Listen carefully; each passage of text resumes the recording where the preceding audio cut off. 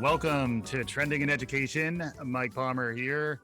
Excited today to talk about a new book called How to Get the Most Out of College.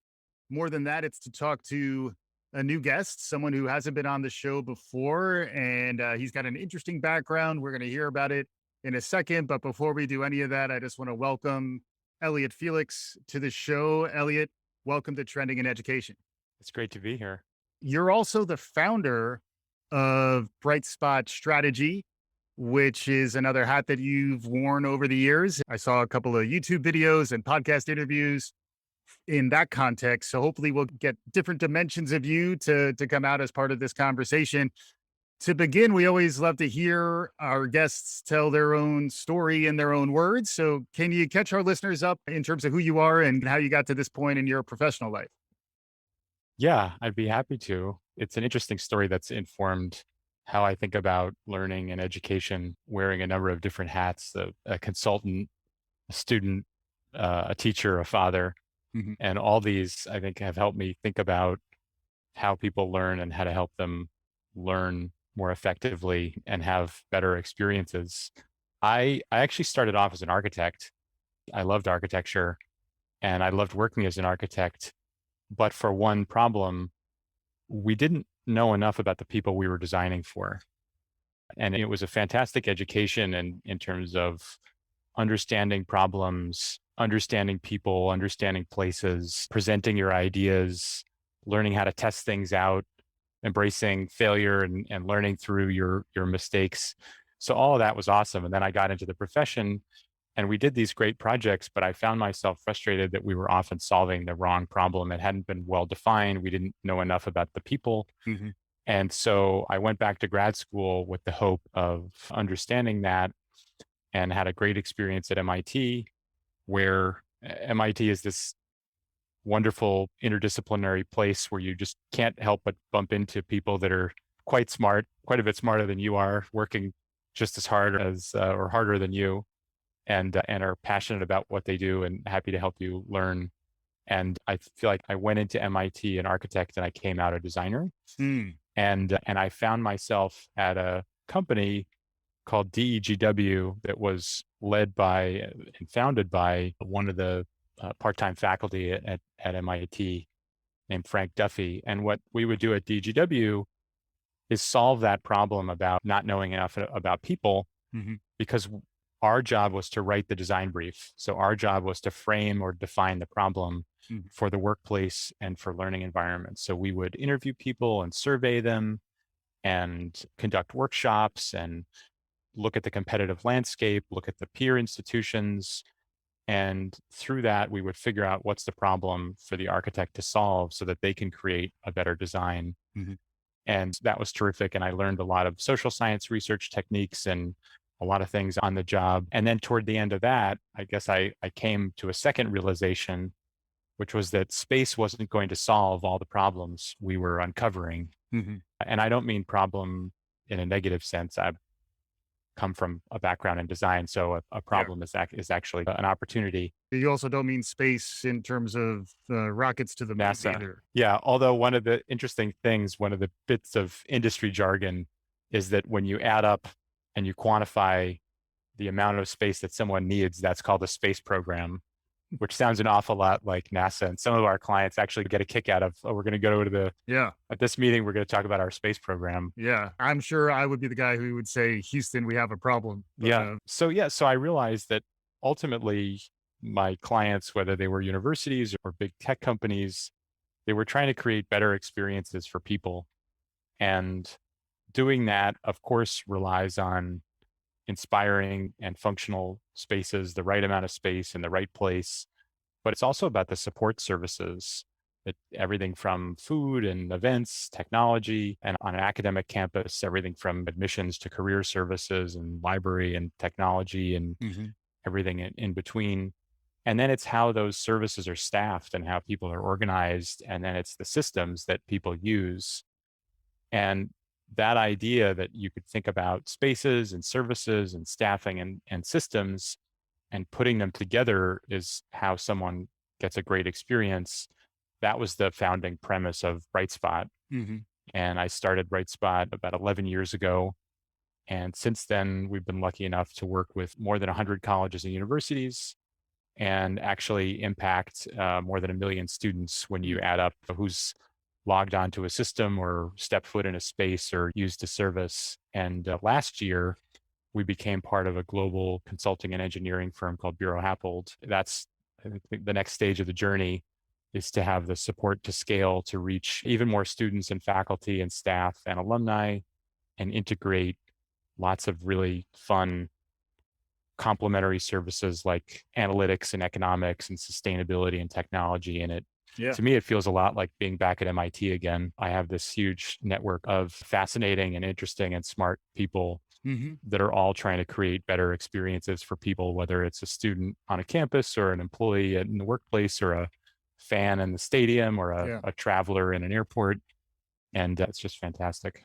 And on top of all those potentialities, there's also the unfortunate reality of the pandemic, which I've heard described as liquefying the status quo. Credit to Timothy Clark, who had that turn of phrase, which I really like.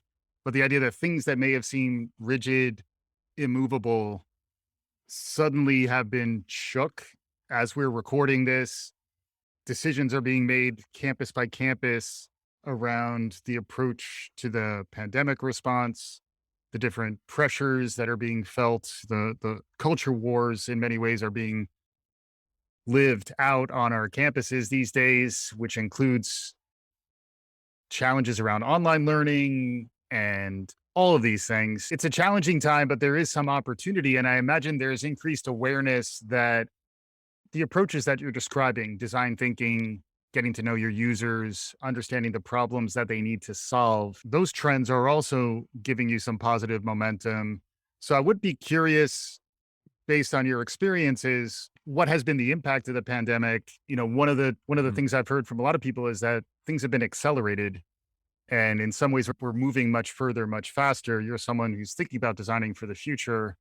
Any perspective on how things have been transformed in the last couple of years?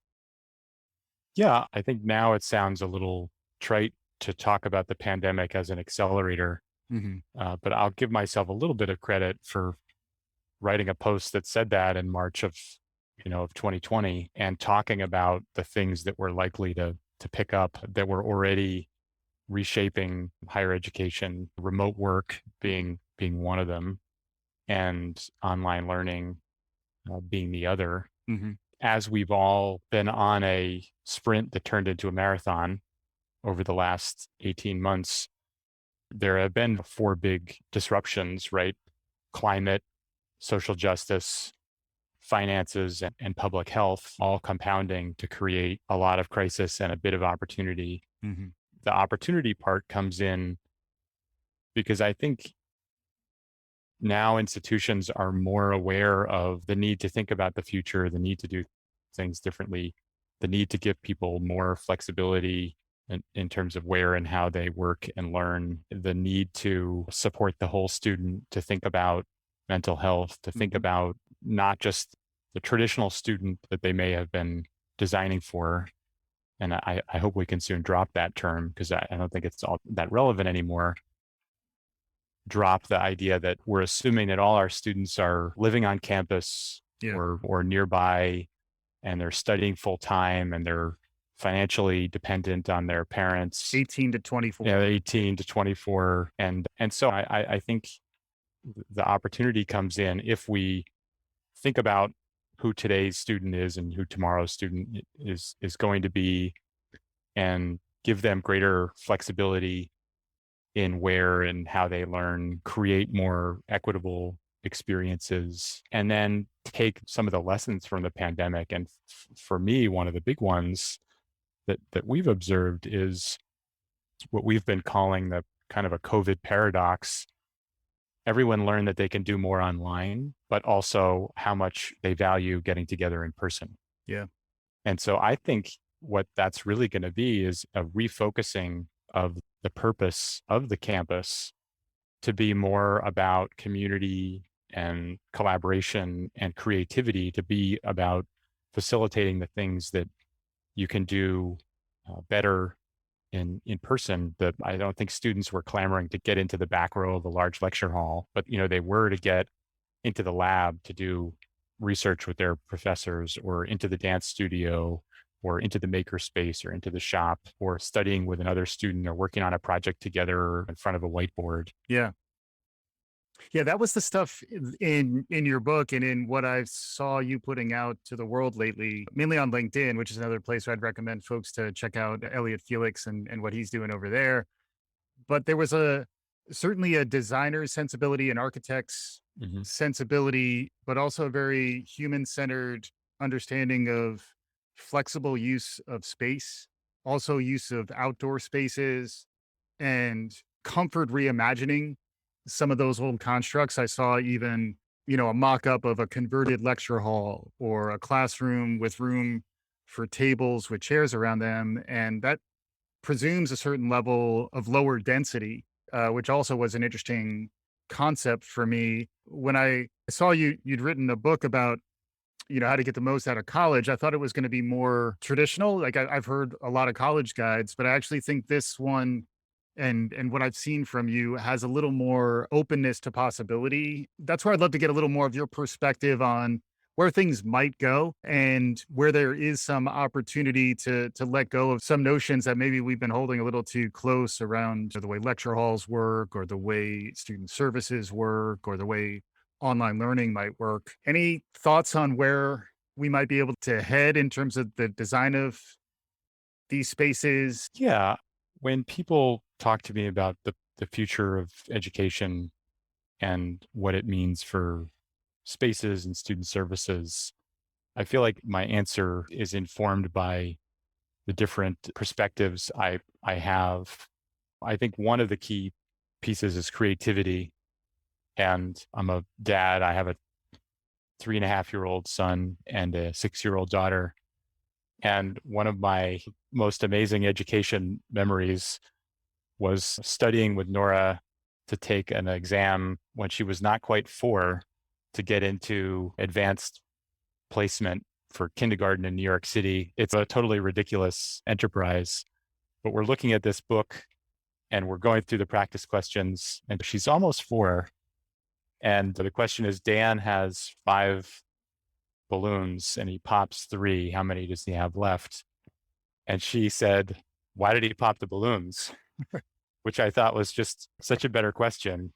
And rather than teach little kids to be calculators, maybe we can help bring out their creativity. And I think that goes for all parts of education. And I think as we're thinking about the campus, we need to think about how we're enabling creativity, how students can work on projects that help them make an impact and connect them to a purpose and a passion. When I've been wearing the part-time faculty hat, a few years ago, I taught innovation in a design and management program.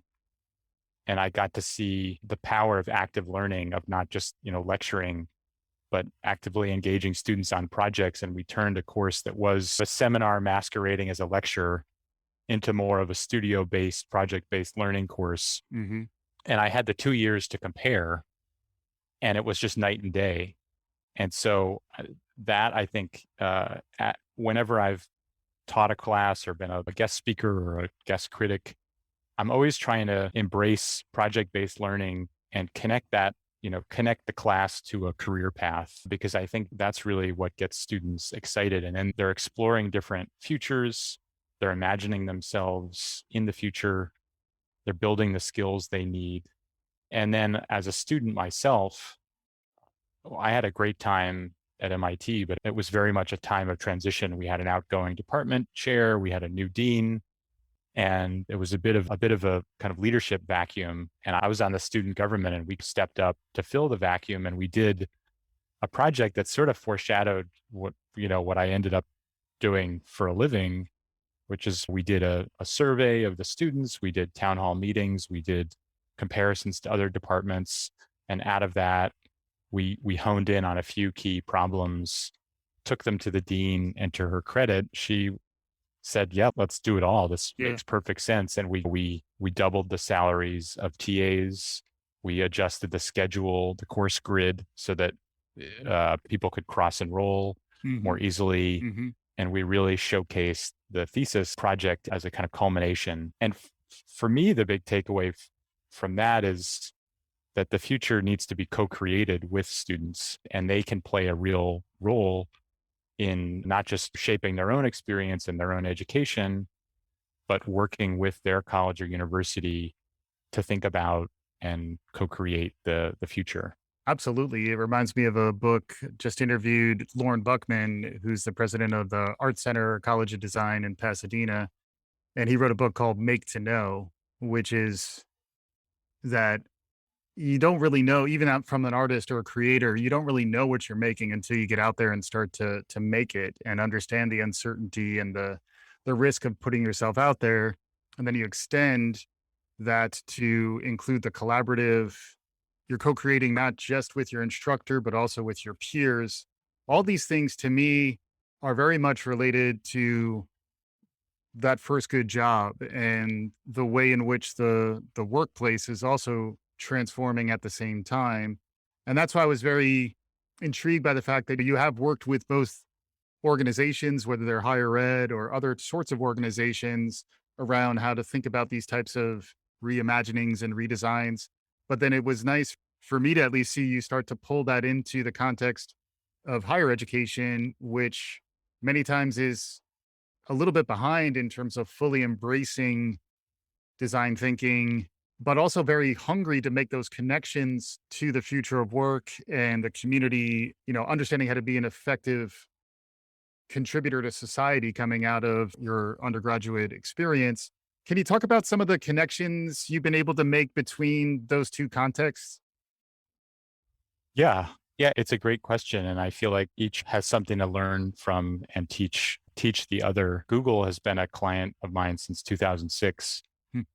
And I don't think I'm giving away any secret or anything that isn't in the public domain, but they very much think of themselves as akin to a university, and their campuses have very similar aims to university campuses in terms of creating and sharing knowledge and building community Mhm. and sparking innovation. And so I think, universities want to learn from companies and companies want to learn from universities. Mhm. And to move in the other direction, I think libraries are sort of the workplace of the future. There's a simple side to that, which is the people that are in the library today are tomorrow's employees.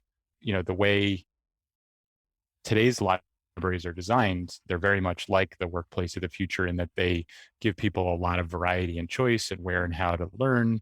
They give people opportunities to make things in a hands-on way, to showcase the things that they're making, to reconfigure things, give them a sense of ownership. So those are ways that I think higher ed is influencing the corporate world. And I think the corporate world is influencing higher ed in a number of different ways. I think certainly when it comes to embracing more flexible workspaces for their faculty and staff. And certainly when it comes to things like research and innovation parks, where there is this like very fruitful overlap and a kind of a spectrum from basic fundamental research into technology transfer and translational research into commercialization. Mhm.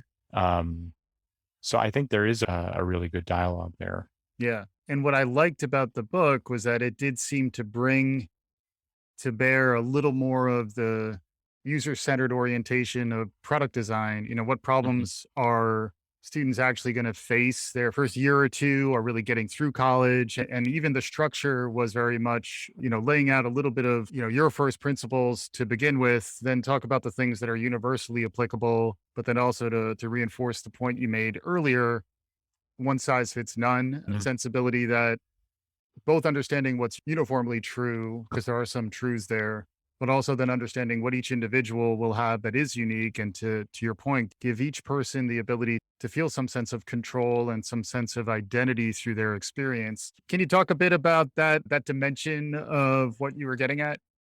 Yeah, probably the most important idea in the book is that your college experience is something that you take charge of as a student and that you create.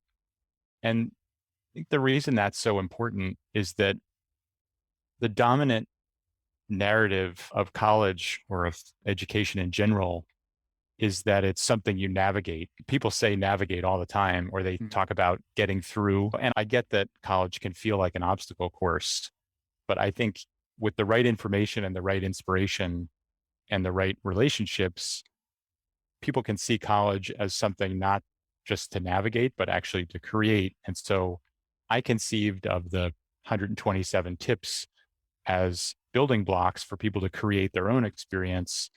And my thought was, I've worked for 100 colleges and universities. I know how they work. Let me pass this along to students and parents so they can make it work for them and they can get the most out of it. They can take full advantage of what their colleges and universities offer. Because, if there's one thing I observe in doing this consulting work, it's the limits or the problems of this navigation narrative. But I think it's also that colleges and universities are amazing places that offer so many things that are not fully taken advantage of. Most libraries, for instance, are these student service hubs where you can not only get help on what book should I use in this research paper, but there are these hubs to support all kinds of student projects, help with writing so that you can clarify your thesis or better structure an argument, help with communication and presentation, Mhm. help with analyzing and visualizing data, help fabricate a prototype, to help record and edit a video. Mhm. And a lot of these services go unused. When we're doing service design work for colleges and universities, the refrain we hear over and over again is, how do we make our services more visible? And increasing access and awareness is really important.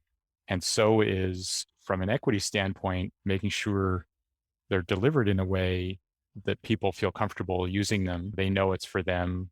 There isn't a stigma associated with getting help. And so that's really what I was hoping to do, is help people understand that college is something you create, and here are the building blocks to do it. Yeah. In that sense, that I did appreciate the aspirational quality of it, where this is right within your reach, but you just Mm. need a different lens and a different way to almost put aside some of your preconceptions of what college is supposed to be and allow yourself to lean into what do you need and how can you get it out of this experience. Also, really appreciated the focus on belonging. Good experience design makes people feel at ease and it removes some of those concerns, those threatening contexts. Particularly in this day and age, we all are feeling more under siege and Yeah. finding ways that wayfinding through campus, even, recommending as one of your tips to get lost on campus. That struck me in that places where I feel safe getting lost, I feel safe in. And hopefully the campus is designed in such a way that you can feel like it is a place that is for you, not a place where you're not allowed to go to this part of campus, you're not allowed to go here or there. Can you talk about just a little bit of the emotional design component and the idea that these cultures need to set themselves up so that everyone feels like a sense of identity, belonging, and home on their campus? It's really great that so many people are realizing how important that is.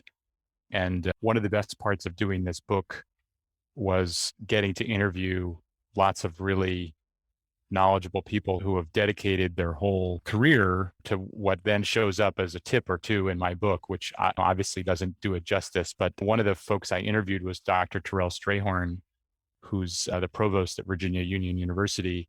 He literally wrote the book on college student belonging and has done dozens of articles and a ton of research around how people feel like they matter, like they're connected, like they're supported, like they're enough, and the role that space and student services and other things play in that. And I think it's a combination of strategies. And ultimately, I'm heavily influenced by the Robert Putnam idea of bridging and bonding capital. I think universities need to embrace that for the bonding capital, where you're connecting with people in your in group I think increasingly universities are realizing the importance of identity-based centers that might be a first-gen center or an LGBTQ plus or a pride center or a student parent center or an international student center, transfer student center. And these are great places to both facilitate that bonding capital where people can meet people like them and they can get support services and resources. So if you're an international student talking to someone who actually understands the visa process, or if you're a transfer student, someone who can help you actually get your credits transferred. Whereas on average, people lose 40% of their credits when they transfer, which to me is crazy. And so I think the bonding piece is where we're doing pretty good because there's an increasing recognition about spaces and services that can support folks. And of course, there's a lot of diversity in any group, even if they all quote unquote look the same. So I'm oversimplifying a little bit here. But I think the bridging capital is maybe the harder nut to crack because you have to make people feel safe to go outside their group. And that takes more or less effort depending on how inclusive an environment is and more or less risk. But I think that the places that do this well create that sense of safety. They create the spaces and the activities, whether it could be around sports, it could be around culture, it could be around anything that brings people together to build those bridges, and then gives them the skills to do it. So I think now you can take a workshop on communication across difference. You can take an intercultural skills assessment to see where you fall on a spectrum. So universities are doing a better and better job of giving students the tools and staff and faculty, but giving them the tools, the skills, the occasion, and the spaces to meet each other. But I think the success depends a lot on the culture of the campus and how inclusive it is, which has to do not only with the space but the leadership and the history and so many other factors. Culture. Yeah, exactly. So amazing conversation. I can see how you have 127 tips. There's plenty of good nuggets that you can provide. I did just wanted to ask you maybe to share the extended mind tip because I saw you just shared it earlier as a taste, because in case folks are curious what the types of tips are that they might encounter in your book, I thought maybe we could get that quickly, and then I'd love to get some concluding thoughts before we wrap up. Sure.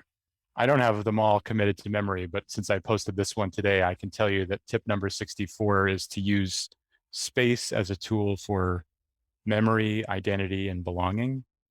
And the thought there is that space can be part of your extended mind, which is a concept created by cognitive philosopher Andy Clark. He talks about the extended mind as a tool beyond your brain or body that you can use to think with, a way to augment your capacity. And space has this capacity because it can do more than meet your functional needs, right? It can be more than a place to do stuff and store your stuff. It can be a tool for memory. For instance, putting up a calendar so you can keep track of your deadlines, putting up Post-its about important things you need to remember. It can be a tool for identity because you can show yourself things that remind you of who you are and what's important to you. And it might be pictures of friends and families or a map of places you've been, awards you've won. And it can be a tool for belonging because you can show yourself what you're a part of, which maybe it's a team or friends or family. So much of the book is about how you do more with less, how you get a 2 for 1. And I think it's a great example of how space can do more and help create your experience. And there's lots of other tips like that. There's another one on connecting the dots with your class projects, which I think is so important because students are going to get asked to do lots of different projects for each class. And if you can find a common theme, let's say it's something about water and you talk about the politics of water in your political science class and you talk about the quality of water in your environmental science class. Now you can dive into the same thing in much more detail, and it starts to maybe tell you a bit about something you want to explore in an internship or as a career, and can save you time in the process. You can either save time or go into greater depth or both. So much of the book is about trying to help people make more or make the most of their time in college. My son just turned 3, so I'll have to refer to the 2030 something edition. But I also Yeah. think for parents, there was a lot. The name of the book is How to Get the Most Out of College. Elliot Felix has been a wonderful guest here with us today. As we're bringing it home, Elliot, we talked about a lot of really interesting points and perspectives. We're always trying to get out ahead of what's new and emerging. Concluding thoughts? I would say I talked about the most important concept in the book is for students to see college as something that they do more than navigate, but it's something they create. And I think a close second is the idea that academics, social, and career are connected. And I think the more people can think about those not as separate activities, but as part of the same experience, the better off they'll be. Mm. And when I set out to write this book and impart and share what I've learned from working with all these colleges and universities, I found that the books that were out there were either quite serious and didn't recognize what a social process education is. So it's great to talk to people about how to study, but if you also don't have a group to study with or a group to work on that project, it's not going to work out so well. Or they were all social, how to get along with your roommate, and or they were either about your college search or while you're in college or career, but not all three. And so if people can be thinking about when they go to class, how they meet the group of people that they're going to find community in, and then what that group does with, say, a class project to then explore a career path, I think they're so much better off. Yeah. And I think if students, parents, institutions can think about those together and think about the whole student, higher ed will be, even stronger than it is today. Awesome. Outstanding stuff. Elliot Felix is the founder of Brightspot Strategy. He's the author of How to Get the Most Out of College. Elliot, thank you very much for joining us. My pleasure. Thank you. And for our listeners, if you like what you're hearing, write us a review, share this episode, share the good word. We'll be back again soon. This is Trending in Education.